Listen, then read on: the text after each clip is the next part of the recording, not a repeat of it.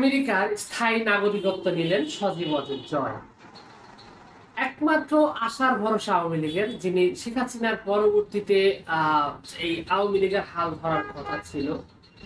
তো সেই জায়গা থেকে এই কাজটা তিনি সর্বশেষ করেছেন। এখন বিষয় হলো যে আমেরিকার নাগরিকত্ব নেওয়ার পর যেখানে সরাসরি ফটো ভাইরাল হয়েছে, তিনি নিজেও এর আগে বলেছেন। আর সাম্প্রতিক সময়ে এই বিষয়টা সুস্পষ্টভাবে বেশ কিছু বিশ্বস্ত সোর্স থেকে এটা ক্লিয়ার হয়েছে যে সজীব ওয়াজেদ জয় এখন বর্তমানে একজন আমেরিকান সিটিজেন। এখন বাংলাদেশে আওয়ামী লীগের ভবিষ্যৎ কি এবং আওয়ামী লীগের জন্য নিবেদিত প্রাণ হিসাবে পরিচিত সেই নেতাদের ভবিষ্যৎ কি, বাস্তবতা আসলে এখানে সম্পূর্ণ ভিন্ন।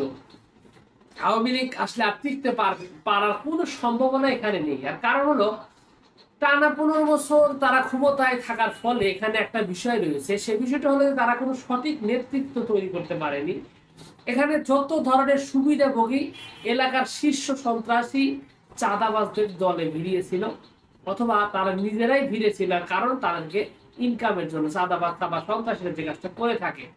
এখন একটা দলের নেতা কর্মীরা যদি এইরকম মাস্টার মাইন্ড হয়, যেখানে আপনারা দেখেন স্বরাষ্ট্রমন্ত্রী যে ছিল আসাদুজ্জামান কামাল, তিনি কিন্তু কাউরান বাজারের একজন ডন, প্রতিদিন 3 কোটি টাকা তিনি চাঁদায় তুলছেন। রাজনৈতিক নেতাদের যদি এইটাই উদ্দেশ্য থাকে, এইটাই কাজ থাকে, তাহলে সেই দলটা কিভাবে থাকে?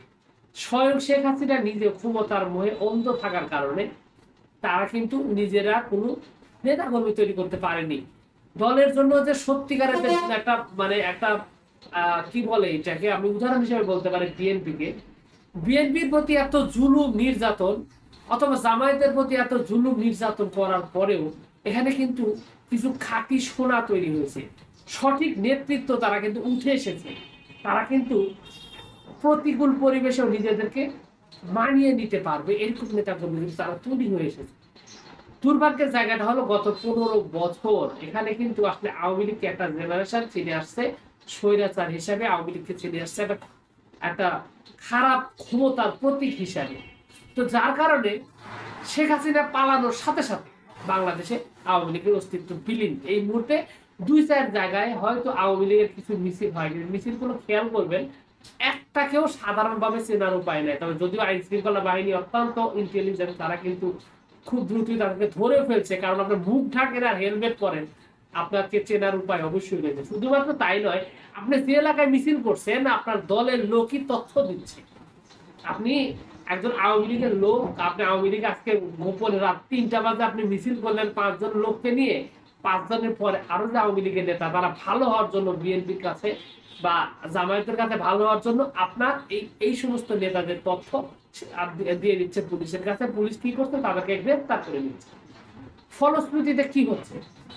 ফলশ্রুতিতে আওয়ামী লীগ বিলীন হয়ে যাচ্ছে এবং বিলীন হয়ে যাচ্ছে তার একটা বড় ধাক্কা। এবং এই যে গ্রাউন্ডের যে একটা তথ্য, সেই তথ্যটা কিন্তু খুব ভালোভাবে হয়তো সজীব ওয়াজেদ জয় বুঝতে পেরেছেন যে বাংলাদেশ থেকে তাদের যে পালানোর ইতিহাস, 25শে মার্চ কালো রাতে স্বয়ং স্বেচ্ছায় নিজে আওয়ামী লীগের প্রতিষ্ঠাতা, এই আওয়ামী লীগ নয়, শুধু আওয়ামী লীগ, আওয়ামী মুসলিম লীগ যেটা ছিল, যেটা মৌলানা ভাসানী, সেটা পরবর্তীতে ছিনতাই করে নেওয়া, দখল করে নেওয়া আওয়ামী লীগের এই যে পরবর্তীতে ক্যাডার, এটাকে পিনাকি ভট্টাচার্যের কথায় ফরওয়ার্ডের বডিগার্ড, যাকে জাতির পিতা বলা হয়, যার সম্পর্কে এখন প্রচুর বিতর্ক রয়েছে মুক্তিযুদ্ধের ভূমিকা নিয়ে, বাংলাদেশ নিয়ে প্রচুর বিতর্ক রয়েছে।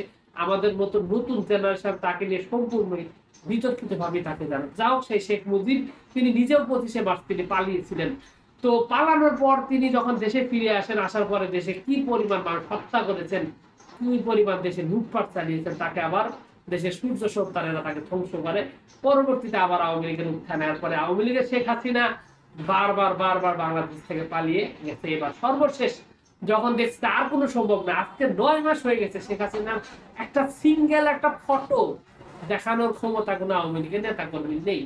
একটা সিঙ্গেল ফটো, একটা গোপনে ফটো, একটা লুকিয়ে তোলা ফটো দেখানোর ক্ষমতা তার। যা আসলে শেখ হাসিনা কি বেঁচে রয়েছেন নাকি তিনি মারা গেছেন, মাঝে মাঝে এরকমটা শোনা যাচ্ছে, কিন্তু বাস্তবতা কিন্তু তারা যাচ্ছেন না। কারণ শেখ হাসিনা নিজেও জানেন বাংলাদেশে তার কবর রচনা হয়ে গেছে, তার ছেলেও সেটা খুব স্পষ্টভাবে জেনে কি করেছে, আমেরিকার নাগরিকত্ব নিয়ে গেছে। এখন বাংলাদেশে যারা মানে এটা বলে অন্ধভক্ত, যারা আসলে কখনো ক্ষমতার কাছেও যেতে পারেনি, হয়তো কিছু রিলিফের চাউল টাউল পেয়েছে, বা দেখা গেছে যে নেতা একটু মাথায় হাত বুলিয়েছে, এই টাইপের কিছু আর নেতা কর্মী যারা রয়েছে তাদের নিজের জীবনকে বিপন্ন করে আওয়ামী লীগের সমর্থন করছে। এখন তাদের ভবিষ্যৎটা হলো বিষয়।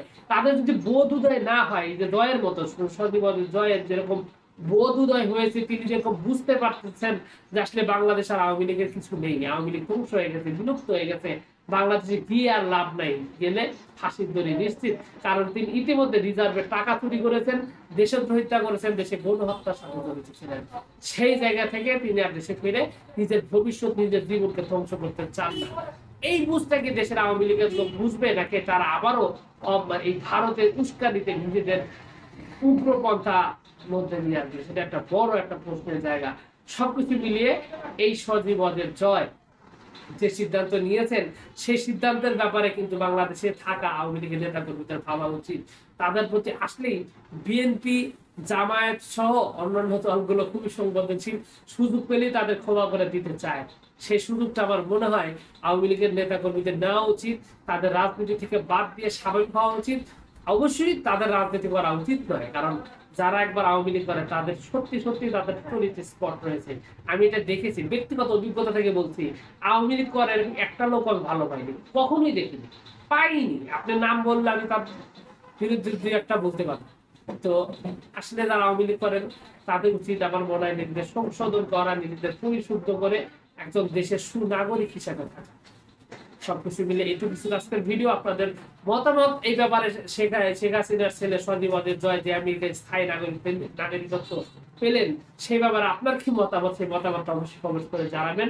আপনাদের সকলকে অনেক অনেক ধন্যবাদ। আসসালামু আলাইকুম।